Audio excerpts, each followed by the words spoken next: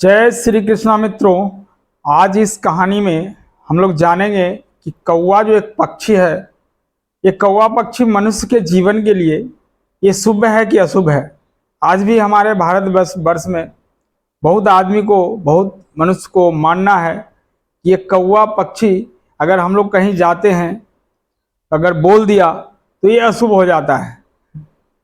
दोस्तों, पूरी तरह से आज हम लोग समझेंगे कि कौवा कैसे बोलता है तो शुभ होता है, किस समय बोलता है तो अशुभ होता है, कहाँ पे खाना खिलाने से शुभ होता है।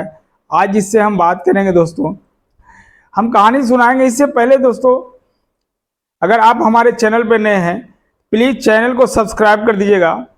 अगर कहानी अच्छा लगे तो लाइक कर दीजिएगा और दोस्तों को भी शेयर कर दीजिएगा। आइए दोस्तों, एक कहानी की शुरुआत करते हैं। कौवा, कहा जाता है कि कौवा ये पितृ जो होता है, हमारे पूर्वज, उनका वासना होता है इस कौवे में।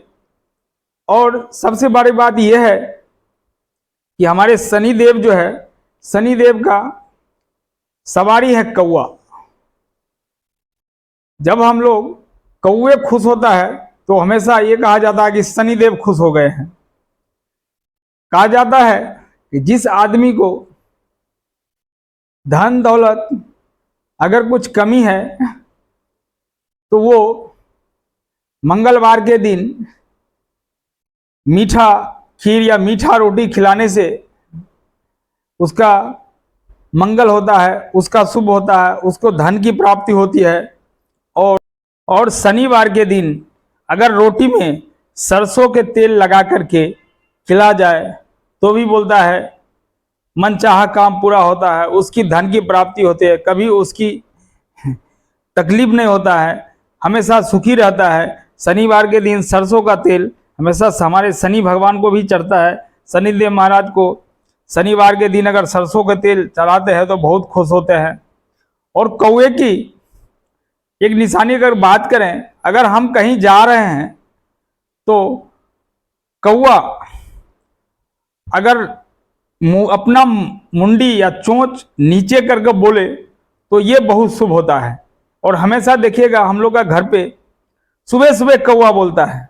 और पुराने जमाने में लोग, हमारे नानी, मामा, काकी, दादी, ये सब बोला करती थी, अगर नीचे मुंडी करके कौवा बोल दिया तो बोले ये बहुत शुभ है और आज कोई ना कोई मेहमान आने वाला है। और मेहमानों के आने से हमेशा ही शुभ होता है, क्योंकि मेहमान एक लक्ष्मी के समान होता है, देवता के समान होता है। मेहमान उसी के पास जाता है जहाँ लक्ष्मी का वास होता है। जहाँ लक्ष्मी वास नहीं होता वहाँ हमारे मेहमान कभी नहीं आता है। अगर कौवा बोला जाता है, कौवा अगर ऊपर मुंह करके अगर काव काव करे, बोले, लगेगा कि ये कुछ जोर से आवाज कर रहा है, उसका मुंह ऊपर हो तो ये अशुभ माना जाता है।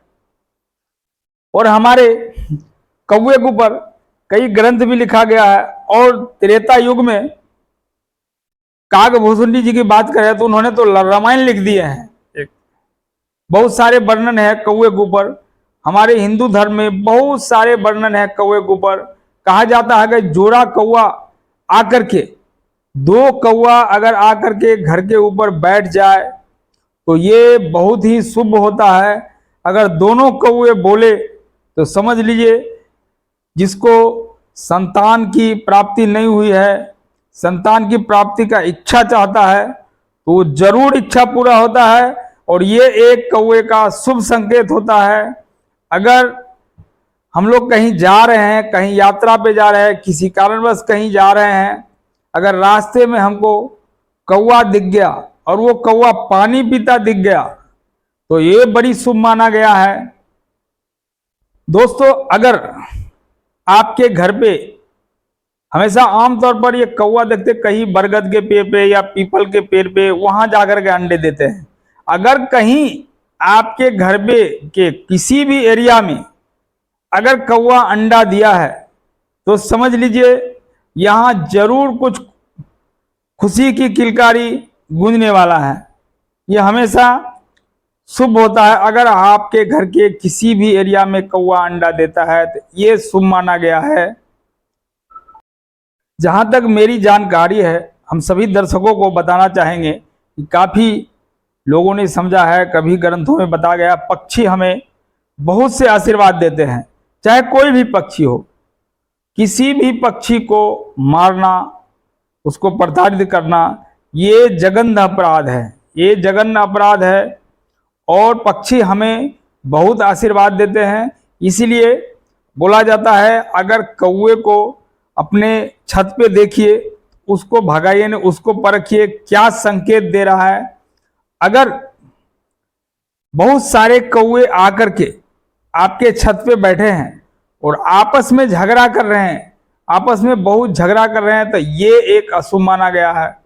अगर आप कहीं जा रहे हैं और कौवे के मुख में अगर रोटी देख लिए, ये बहुत ही शुभ है। इसका शुभ मान लीजिए कि आप जिस काम से जा रहे हैं वो काम होना एकदम तय है, एकदम पक्का है।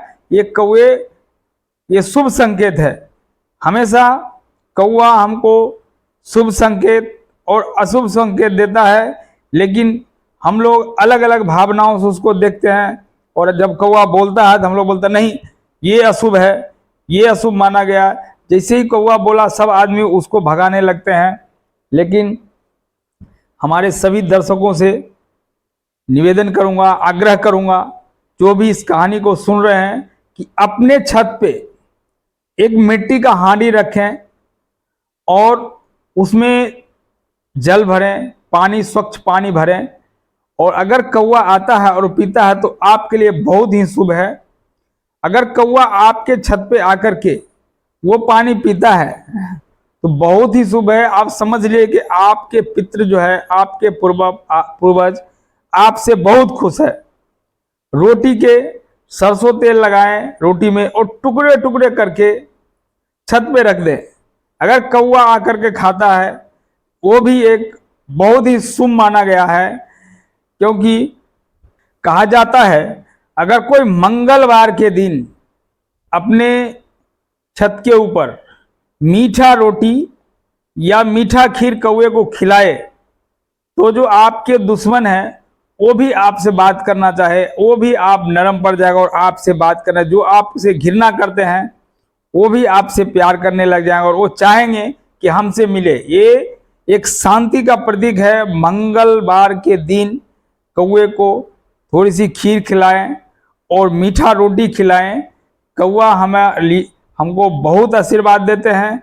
कौवा हमेशा हमको आशीर्वाद देते हैं और कौवा हमारे ऊपर खुश है तो समझ लेते हैं कि ये पूर्वज हमारे ऊपर खुश है। बार बार अगर कौवा हमारे छत पे आता है तो समझ लेना हमारे पूर्वज हमारे छत पे आ रहे हैं, हमारे पितृ हमारे छत पे आ रहे हैं। उसको कभी अशुभ समझने की भूल ना करें। साथियों, ये थी कौवे के ऊपर एक छोटी सी कहानी।